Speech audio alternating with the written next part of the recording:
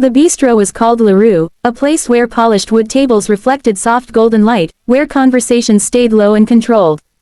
Executives, lawyers, investors, people like him, ate here because it felt safe, predictable, and private. Richard nodded once to the hostess. She already knew. Your usual table, Mr. Hale. The corner table by the window. Always the corner. It allowed him to see the whole room without being seen too much himself. Control was another habit. He sat down, placed his phone on the right side of the table, keys on the left. He unfolded his napkin carefully and laid it across his lap. These small rituals grounded him. They reminded him who he was, a man who had climbed from nothing. Years ago, he had been a poor boy in Ohio, counting coins with his father at a greasy diner.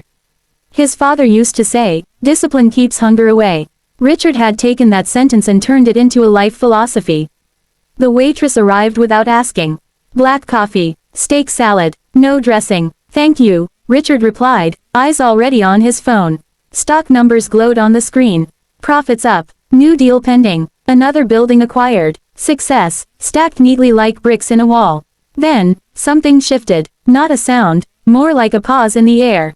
A small shadow stretched across the edge of his table. Richard didn't look up at first. He assumed it was a waiter or someone passing by. He took a sip of coffee, bitter and familiar. The shadow didn't move. Annoyed, he lifted his eyes. A little girl stood there. She couldn't have been more than 8 years old.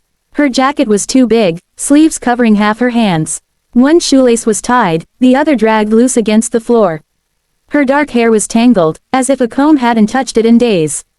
In her hands, she held an empty paper cup, crushed slightly from being squeezed too tightly. People like her usually didn't make it inside places like La Rue. Richard's first instinct was irritation. How did she get in? This wasn't part of his routine. Before he could speak, the girl looked up at him with wide, steady eyes and asked, in a voice barely louder than a whisper. "Daddy, can I eat with you?" The word daddy echoed in his head. Richard's chest tightened instantly, like a door slammed shut inside him. "I'm not your father," he said, sharper than he intended. His tone was automatic, defensive. "You're mistaken." The girl's cheeks flushed red. She nodded quickly, shame rising like a tide. "I know," she said softly. "You just look like him." She didn't cry. She didn't beg. She didn't reach for the table. She simply stood there, waiting. Around them, the restaurant felt suddenly louder. A couple glanced over, whispering. A man at another table frowned. This was uncomfortable, exactly the kind of disruption Richard hated. The waitress hurried toward them, concern written all over her face. "Oh my goodness, sir, I'm so sorry," she said. "I don't know how she got in. I'll take care of it." She reached gently for the girl's shoulder. That should have been the end of it. That was the habit. Remove problems quickly. Pay someone else to fix them. Return to comfort. Richard opened his mouth to agree. But before the waitress could guide her away, the girl spoke again, quiet, careful, as if afraid her words might break. "I only wanted to sit," she said. "I don't need food. I can just watch." Something inside Richard stalled. Watch him eat. The image struck him harder than he expected. His fork hovered in midair. Across the table sat an untouched plate of expensive food, more than enough for 2 people. More than enough for 5. His father's voice whispered from somewhere deep and old, "Never eat while another stays hungry." Richard swallowed. "Wait," he said suddenly. The waitress froze. "Sir." He looked at the girl again. Up close, he noticed a faint bruise on her wrist, yellowing at the edges. He noticed how carefully she kept her hands folded, as if trained not to touch things that didn't belong to her. "Sit," Richard said, surprising even himself. "You can sit." The waitress blinked. "Are you sure?" "Yes," he said firmly. "It's fine." The girl hesitated, eyes flicking between the waitress and Richard. Then, slowly, she pulled out the chair and climbed onto it. Her feet didn't reach the floor. She kept her hands in her lap, back straight, like a child trying very hard to be invisible. Richard pushed his phone aside. "What's your name?" he asked. "Lily," she replied. "That's a nice name." She nodded, staring at the table.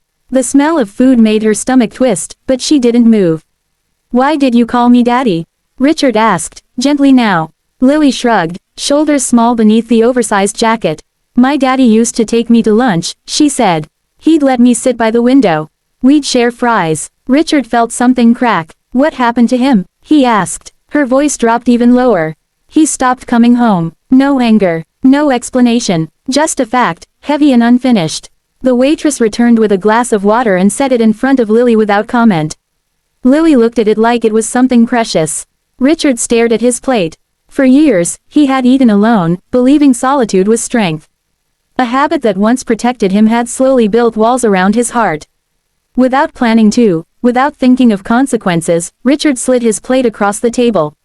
"You can eat," he said. "I'm not very hungry." Lily looked up, eyes wide. "Are you sure?" "Yes," he replied. She reached for the fork, hands trembling slightly. Her first bite was slow, almost reverent. She chewed carefully, as if afraid the food might disappear if she rushed. Richard watched her, and for the first time in decades, the man who had mastered the habit of success felt something unfamiliar pressing against his chest. That was how moments like this usually worked, brief, uncomfortable, and forgettable.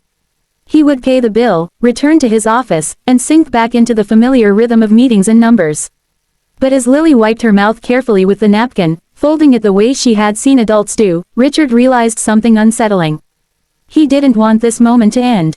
"Did you like it?" he asked. Lily nodded quickly. "Yes, sir. It was really good. Thank you, sir." The word stung more than it should have. "You don't have to call me that," Richard said. "You can call me Richard." She tested the name quietly. Richard. It sounded strange in the room, too personal for a man who had built his life on distance. Outside the restaurant window, people rushed past, heads down, chasing their own deadlines. Richard noticed how none of them looked in. How none of them noticed the small girl sitting across from him. "This is what I look like to the world," he thought. Busy, important, untouchable. The check arrived. Richard paid without looking at the number. For once, money felt irrelevant. "Do you need to go somewhere?" he asked. Lily hesitated. "The shelter is a few streets that way," she said, pointing. "My mom will come later." Richard stood. The decision formed before fear could interrupt it. "I'll walk you," he said. Her eyes widened. "You don't have to." "I know," he replied. "I want to." They stepped out into the bright afternoon. The city felt louder now, less distant. Lily walked close to him, matching her steps to his longer stride. As they passed storefronts and bus stops, Richard noticed things he had trained himself not to see. A man sleeping on cardboard. A woman arguing with a landlord on the phone. A child Lily's age selling flowers at a corner. "How often do you come inside restaurants?" Richard asked gently. Lily shook her head. "Almost never. Some people get mad." He felt shame rise, hot and sudden. "I was almost one of them." They reached the shelter, a tired brick building with peeling paint. Lily stopped at the door.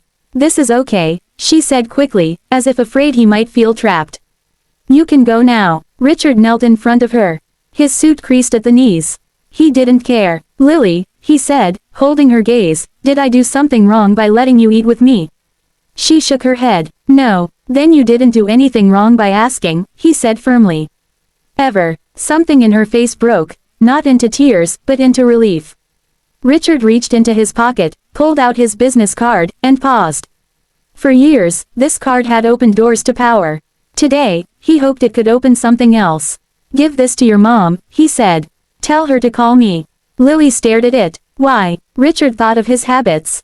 The lunches alone, the ignored faces, the walls he had mistaken for strength. "Because once," he said slowly, "someone shared food with me when they didn't have much. It changed my life." She nodded, clutching the card like a promise.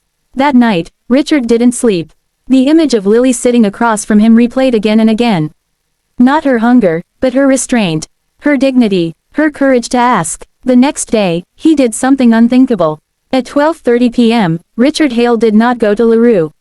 Instead, he walked to the shelter with 2 bags of food. One day became a week. One week became a habit. He met Lily's mother, a tired woman with grateful eyes.